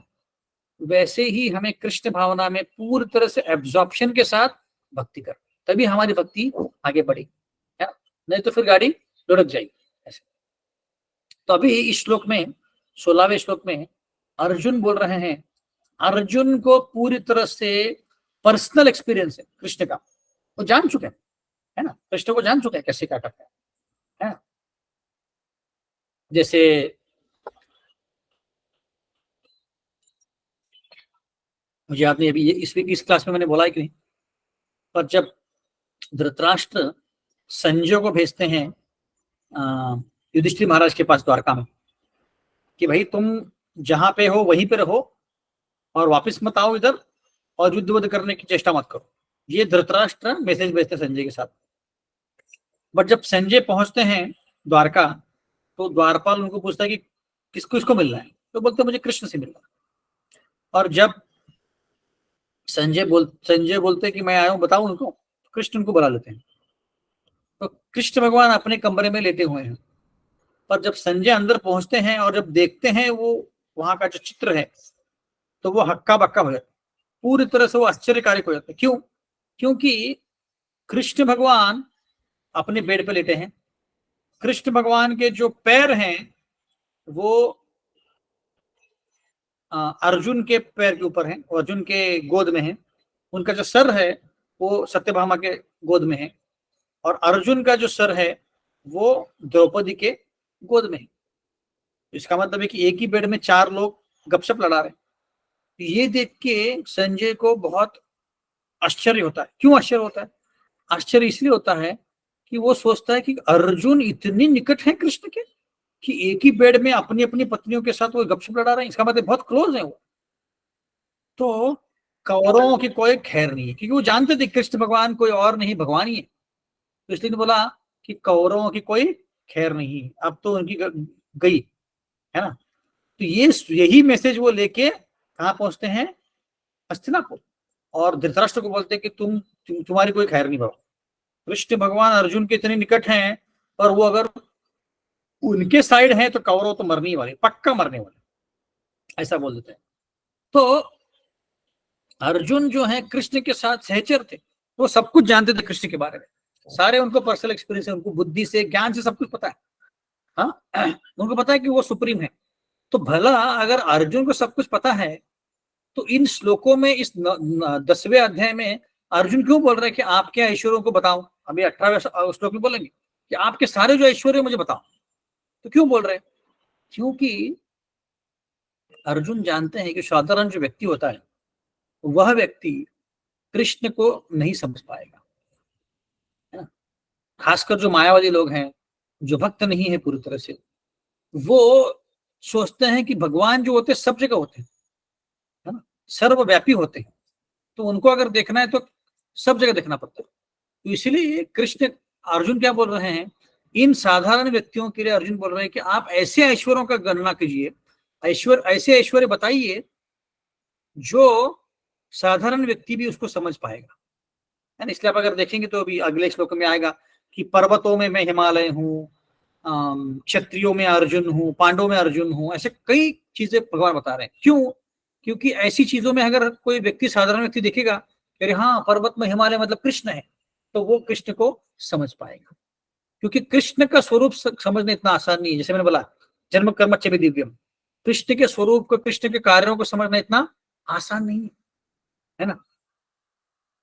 इसीलिए मुझे जिज्ञासा है कि आपके अलग अलग विभूतियां, विभूतियां मतलब ऐश्वर्य कैसे कैसे हैं अलग अलग जीवों, इसके बारे में बताइए। बिकॉज जो कृष्ण भगवान हैं, कृष्ण को समझना आसान क्यों नहीं है? क्योंकि हमारी ही इच्छा थी कि हम कृष्ण को भूल जाएं, इसीलिए हम सब कुछ छोड़ के यहाँ पे आ जाए। तो कृष्ण ने अभी क्या किया है, योग माया के कर्टन से, पर्दे से खुद को ढक लिया है, तो इसलिए हम समझ नहीं पाएंगे। पहले तो हम महामाया के कर्टन से हम खुद ढके हुए हैं, उसके बाद कृष्ण जो है योग माया से ढके हुए हैं, तो इसलिए दो कर्टन है हमारे कृष्ण के बीच में, तो इसलिए कृष्ण को समझना बहुत मुश्किल है। इसलिए अर्जुन बोल रहे हैं कि तो आपके जो ऐश्वर्य हैं इस लोकल, इस भौतिक दुनिया में, उसके बारे में बताइए।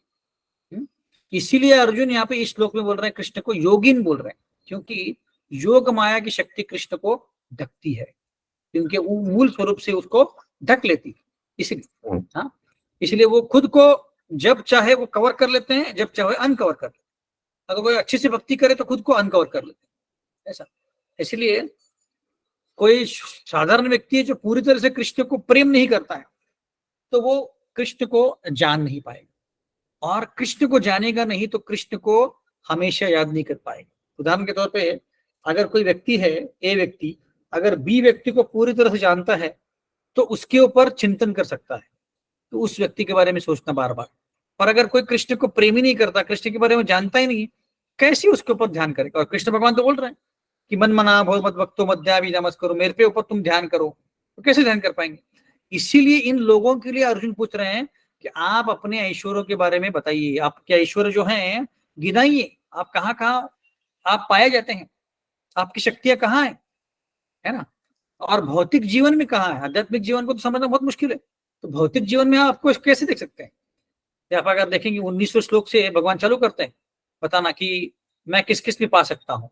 एक दो उदाहरण देखते हैं हम लोग, ताकि हमें भी समझ में आ जाए।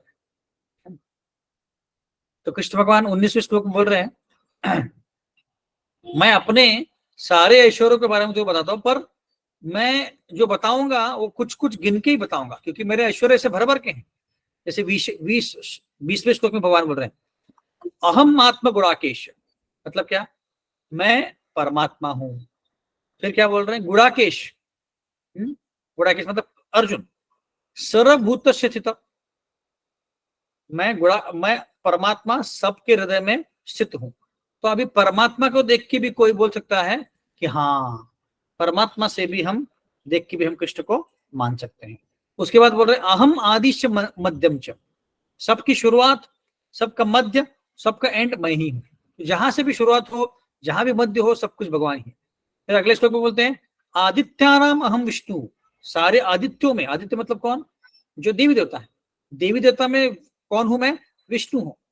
सारे प्रकाशों में मैं सूर्य हूं, सारे मरुत में मरीचि हूं, सारे स्टार्स में मैं चंद्रमा हूं। तो ऐसी चीजों में कृष्ण बता रहे हैं खुद को, जिसको देख के भी हम कृष्ण की भक्ति कर सकते हैं। जैसे कोई बोल सकता है कि सूर्य कितने चमक रहे हैं, उनका कितना प्रकाश है, उनकी भी पूजा की जाती है। जैसे 12 नक्षत्र जो हैं, 12 नक्षत्रों के द्वारा भी कृष्ण सूर्यदेव के नाम है अलग अलग, और अधिक मास के लिए और अलग अलग नाम है। तो ऐसे 13 नाम है उनके, तो उनकी अलग अलग ख्याति है। तो उनको देख के, चंद्रमा को देख के हम कृष्ण को समझ सकते हैं। तो इसीलिए अर्जुन यहाँ पे बता रहे हैं कृष्ण को कि आप अपने ऐश्वर्य के बारे में मुझे बताइए, क्योंकि अगर आपके ऐश्वर्य को हम समझेंगे तो ही हम आपको अच्छे से समझ पाएंगे। और जितना हम समझेंगे, जैसे कृष्ण भगवान बोल रहे कि मैं सारे पर्वतों में हिमालय हूँ, सारे इनमें वो हूँ, तो इसको समझ के भगवान कोई भी व्यक्ति कृष्ण की स्तुति कर सकता है और अच्छे से उनकी भक्ति कर पाएगा। तो सारांश में हमने आज क्या समझा कि अर्जुन जो है कृष्ण को भली भांति जानते हैं, उनको पता है कि भगवान है वो खुद, पर जो सामान्य व्यक्ति है वो कृष्ण को नहीं समझ सकता है। इसीलिए वो कृष्ण को बोल रहे हैं कि आप अपनी विभूतियां बताइए, अपनी ऐश्वर्य बताइए, क्योंकि भगवान कृष्ण को समझना इतना आसान नहीं है। हमें कई बार बोला हुआ है, कई सारे हमने उदाहरण दिए हैं, उसमें समझ सकते कि कृष्ण को समझना इतना आसान नहीं है। कई सुर लोग, असुर लोग भी उनको समझते रह गए। इसीलिए विभूतियों को समझेंगे हम। अर्जुन बोल रहे हैं कि कृष्ण भगवान आप खुद को खुद ही समझ सकते हो, आपको समझना कोई नामुमकिन है। तो इसीलिए अपनी विभूति के बारे में बताइए, जिसको देख के यहाँ के जो बद्ध जीव हैं आपको समझ पाएंगे और फिर अच्छे से भक्ति कर पाएंगे। हरे कृष्णा। तो आज हम ये भी विराम देते हैं, क्योंकि आज ऑनलाइन क्लास था तो जल्दी खत्म हो गया। फिजिकल क्लास में थोड़ा सा इंटरेक्शन होता है, ऑनलाइन में होता नहीं था। कोई प्रश्न है किसी को?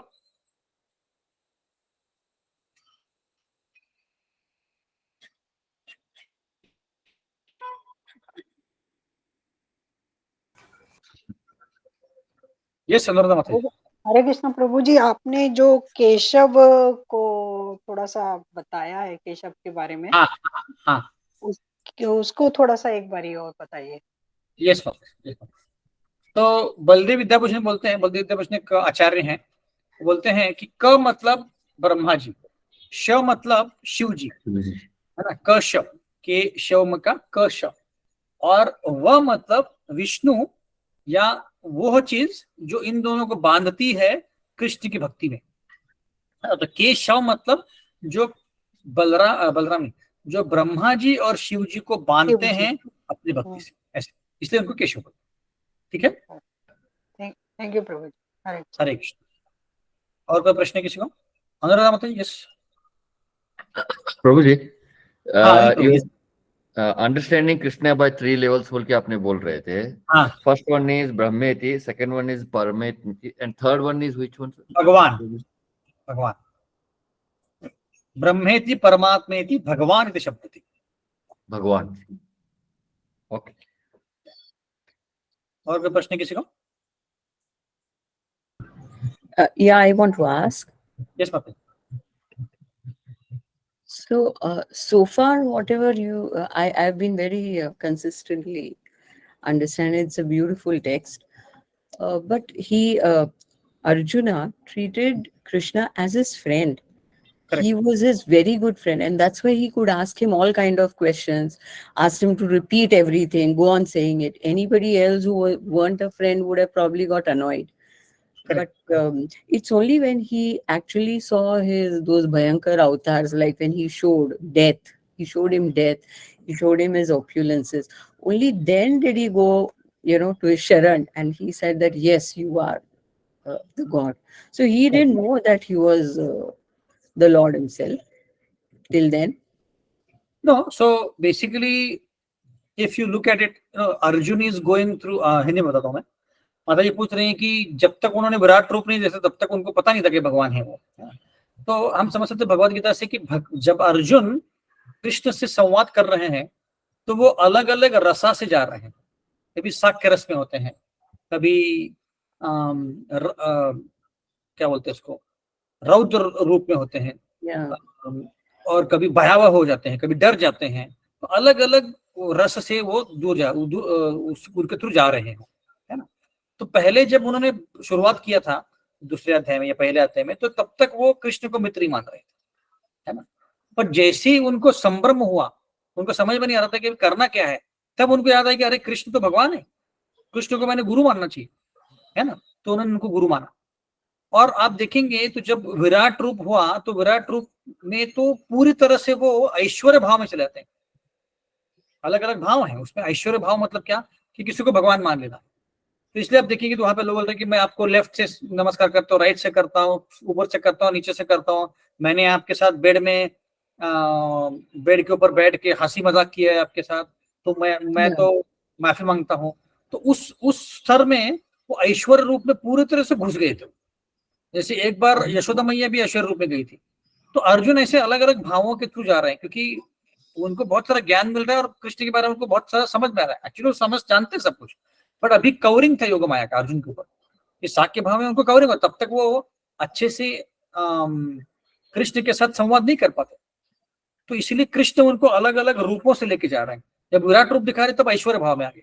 तो जब कृष्ण का रूप देखा तो अर्जुन बोले कि ये रूप मैं नहीं सहन सकता हूँ, आप मुझे 4 हाथों का रूप या 2 हाथों का रूप दिखाइए। तो कृष्ण भगवान वापस नॉर्मल रूप में आ जाते हैं। क्योंकि कृष्ण नहीं चाहते कि ये ऐश्वर्य भाव में ज्यादा टिकर है, वो साक्य भाव में आए या नॉर्मल भाव में आए।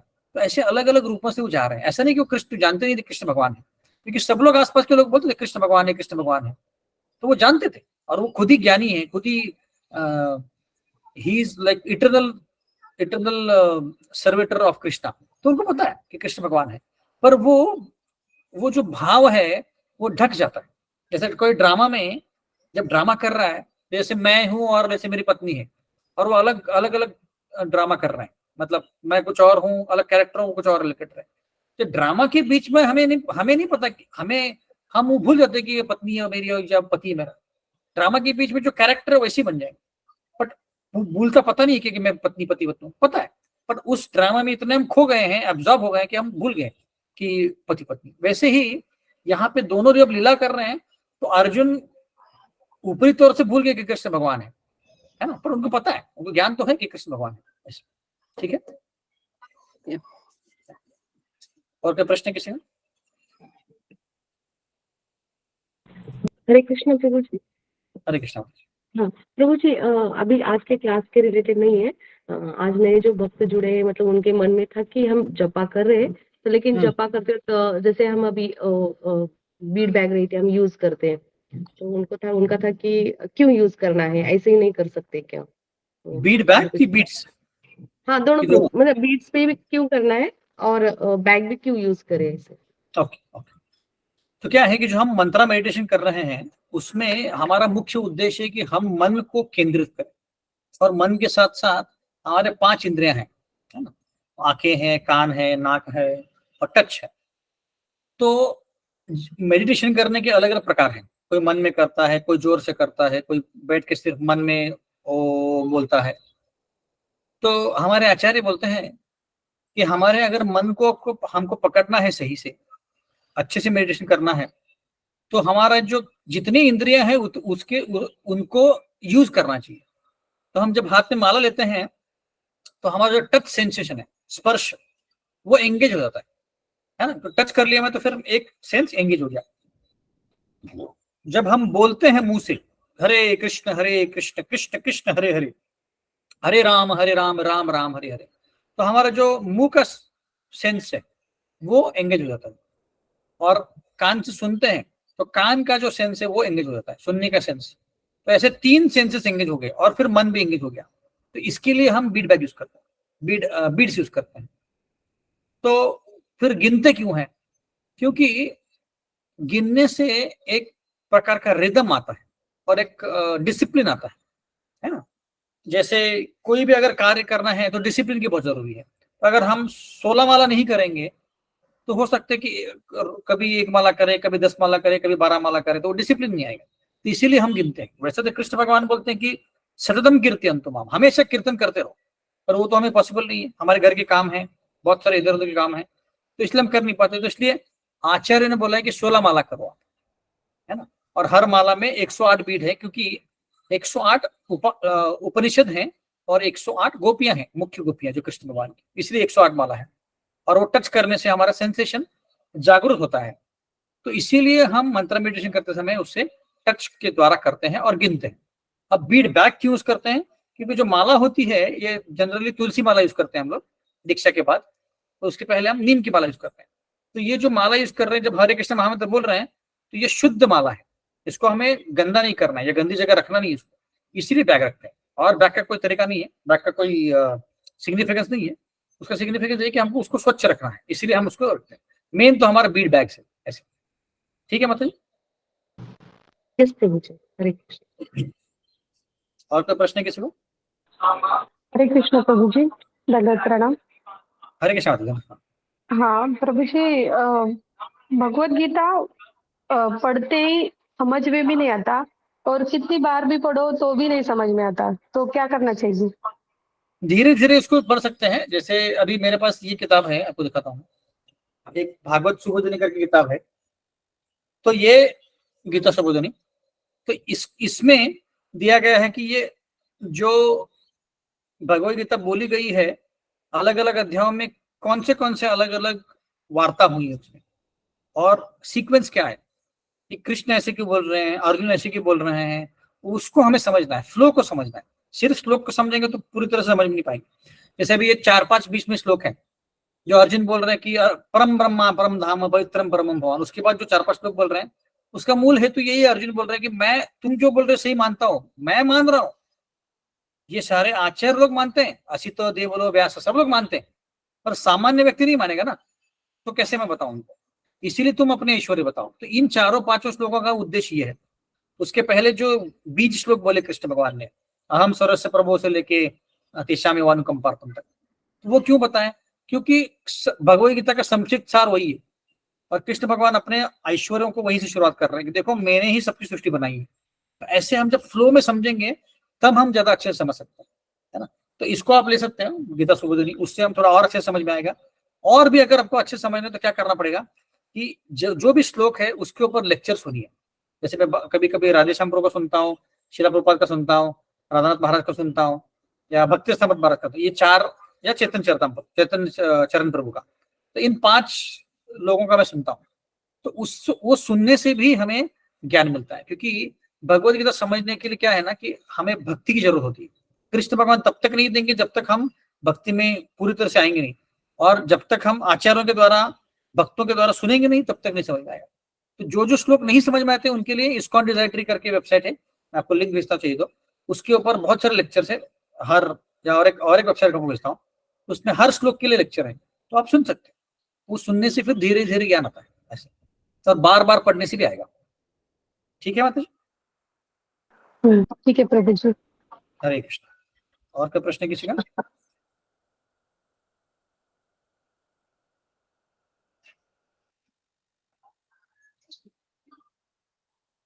ओके, तो अगर कोई प्रश्न नहीं है तो हम यहीं पे विराम देंगे। बहुत बहुत धन्यवाद जुड़ने के लिए। हरे कृष्णा, धन्यवाद प्रणाम। हरे कृष्णा, धन्यवाद प्रणाम। हरे कृष्णा। हरे कृष्ण। कृष्ण